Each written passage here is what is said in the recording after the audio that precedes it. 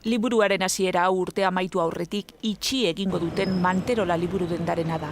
Izen bereko erdiguneko kalean kokatuta, egunero 40 bezero izatetik aspaldi, egun bakarra ere ez izatera igaro da. Eta asko hildia. 10.000 liburu ditu apaletan, eta edonon bilduta asko balio handikoak, liburu zaharrak, euskal gaiari buruzkoak eta grabatuak, horretan espezializatu delako. Eta dia, liburuen ilustrazioak. Horriei begira orduak ematen zituzten lehen mailako intelektuale.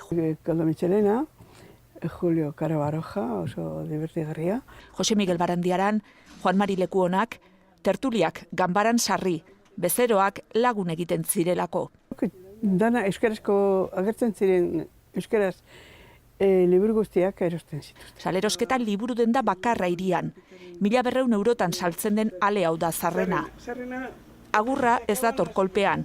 Aldena saltzen aleginduko dira eta bestea liburutegiren bati emateko asmoa darabilkie.